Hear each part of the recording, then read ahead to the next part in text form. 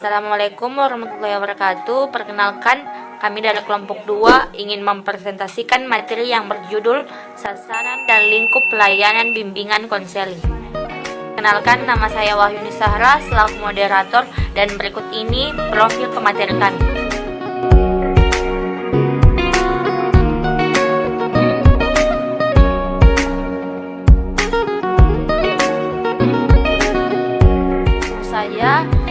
Saya persilakan kepada para pemateri untuk memaparkan presentasinya. Perkenalkan, nama saya Nur Amalia. Di sini saya sebagai pemateri dalam kelompok 2 yang akan membahas mengenai sasaran dan lingkup pelayanan bimbingan dan konseling. Pertama, yaitu sasaran. Sasaran bimbingan dan konseling dalam sekolah ataupun di madrasah merupakan tiap pribadi siswa secara perorangan.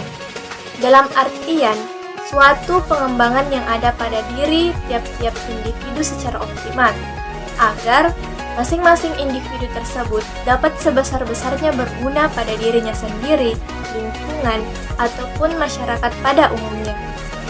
Tahapan pengembangan pribadi dalam tiap-tiap individu tersebut melalui pelayanan bimbingan dan konseling itu punyai beberapa tahapan.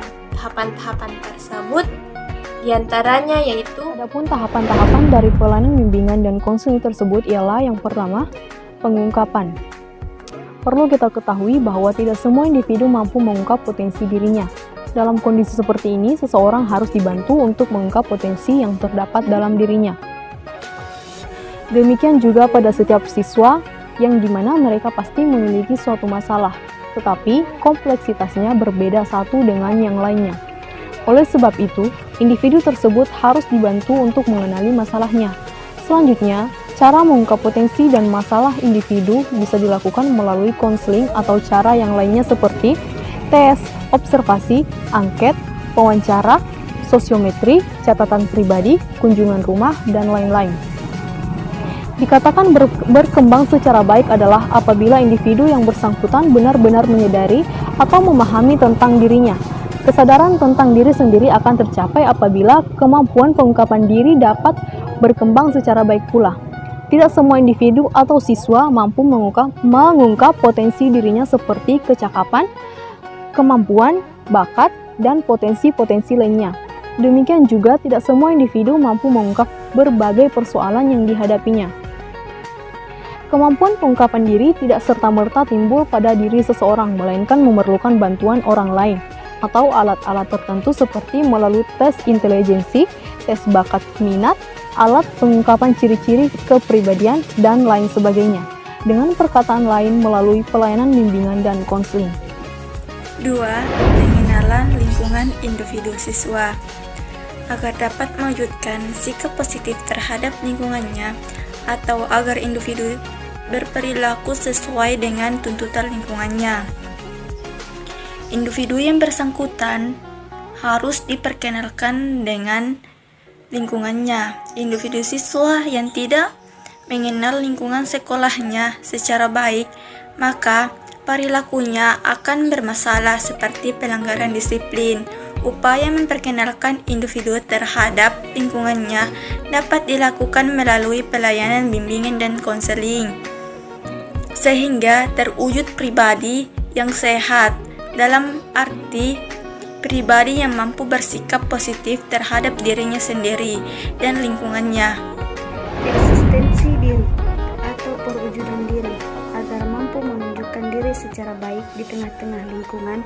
Setiap individu hendaknya mampu mewujudkan diri sendiri sesuai dengan bakat, minat, kemampuan dasar, dan karakteristik kepribadiannya. Bagian B. Lingkup pelayanan bimbingan dan konseling di sekolah. Pelayanan bimbingan dan konseling di sekolah dan madrasah mempunyai dua lingkup yang luas dan dapat dilihat dari berbagai segi, yaitu segi fungsi, sasaran, layanan, dan masalah. Dilihat dari segi fungsi, ruang lingkup bimbingan yaitu yang pertama, pencegahan, 2. Pemahaman, 3. Pengenatasan, 4. Pemeliharaan, 5. Penyaluran, 6. Penyesuaian, 7. Pengembangan, dan 8. Perbaikan. Dari segi layanan, yang pertama yaitu pengumpulan data, 2. Pemberian informasi, 3. Penempatan, 4. Konseling, 5. Alih tangan kasus, dan 6. Penilaian dan tindak lanjut. Dan dari segi masalah, yang pertama bimbingan pendidikan, yang kedua bimbingan karir, yang ketiga atau yang terakhir bimbingan pribadi sosial. Pada saat ini, ruang lingkup pelayanan bimbingan dan konseling yang diterapkan oleh sekolah-sekolah formal dan di madrasah itu telah mengalami perkembangan yang diakibatkan oleh ilmu pengetahuan dan teknologi. Akibat perkembangan iptek memunculkan berbagai persoalan baru, sehingga upaya pemecahannya pun memerlukan pendekatan dan cara-cara yang baru pula. Dampak langsung perkembangan iptek dalam dunia layanan pendidikan, bimbingan, dan konseling adalah perlunya penyesuaian-penyesuaian dalam lingkup pelayanannya. Bidang pelayanan bimbingan dan konseling yang meliputi: pertama, bidang pengembangan pribadi merupakan jenis bimbingan yang membantu para siswa dalam menghadapi dan memecahkan masalah-masalah pribadi. Bidang pengembangan pribadi siswa mencakup aspek-aspek kepribadian siswa yang menyangkut dengan Tuhan dan dirinya sendiri. Kedua, bidang pengembangan sosial bermakna suatu bimbingan atau bantuan dalam menghadapi dan memecahkan masalah-masalah sosialnya, seperti pergaulan, penyelesaian masalah konflik, penyesuaian diri, dan sebagainya. Ketiga, bidang pengembangan kegiatan belajar atau bimbingan akademik merupakan suatu bantuan dan pembimbing kepada individu atau siswa dalam hal menemukan cara belajar yang tepat, dalam memilih program studi yang sesuai, dan dalam mengatasi kesukaran-kesukaran yang timbul berkaitan dengan tuntutan-tuntutan belajar di institusi pendidikan. Keempat, bidang pengembangan karir. Menurut Winkel 1991, bimbingan karir merupakan bantuan dalam mempersiapkan diri menghadapi dunia pekerjaan. Pemilihan lapangan pekerjaan atau jabatan yang disebut dengan profesi tertentu serta membekali diri agar siap memangku jabatan tersebut dan dalam menyesuaikan diri dengan tuntutan-tuntutan dari lapangan pekerjaan yang telah dimasuki. Kelima, bidang pengembangan kehidupan berkeluarga merupakan suatu bimbingan yang diberikan oleh individu atau pembimbing kepada individu lain atau yang disebut dengan siswa dalam menghadapi dan memecahkan masalah kehidupan berkeluarga. Keenam, bidang pengembangan kehidupan beragama merupakan bantuan yang diberikan pembimbing kepada terbimbing atau siswa agar mereka mampu menghadapi dan memecahkan masalah-masalah yang berkenaan dengan kehidupan beragama. Pelayanan bimbingan dan konseling meliputi: yang pertama, layanan orientasi. Menurut Praitno tahun 2004, orientasi berarti tatapan ke depan, ke arah dan tentang sesuatu yang baru. Berdasarkan arti ini, layanan orientasi bisa bermakna suatu layanan terhadap siswa, baik di sekolah maupun di madrasah. Yang kedua, layanan informasi.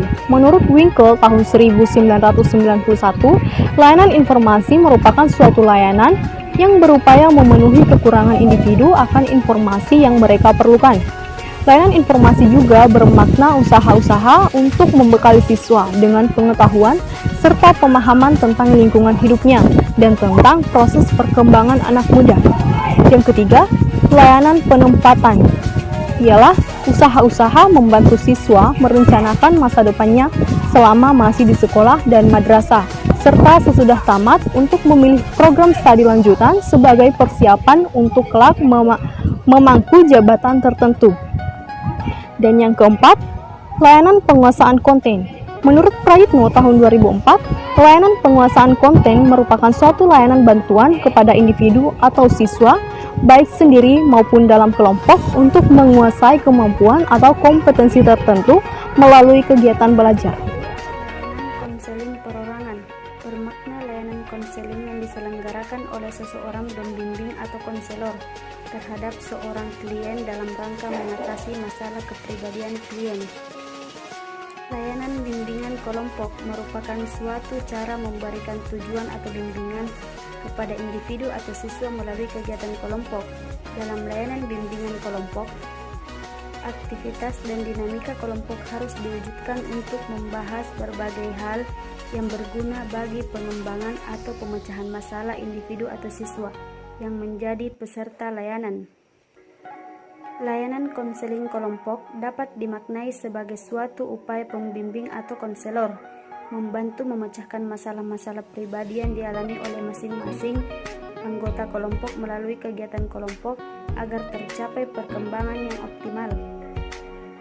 Layanan konsultasi merupakan layanan konseling yang dilaksanakan oleh konselor atau pembimbing terhadap seorang pelanggan atau konsulit yang memungkinkannya memperoleh wawasan, pemahaman, dan cara-cara yang perlu dilaksanakannya dalam menangani kondisi atau permasalahan pihak ketiga.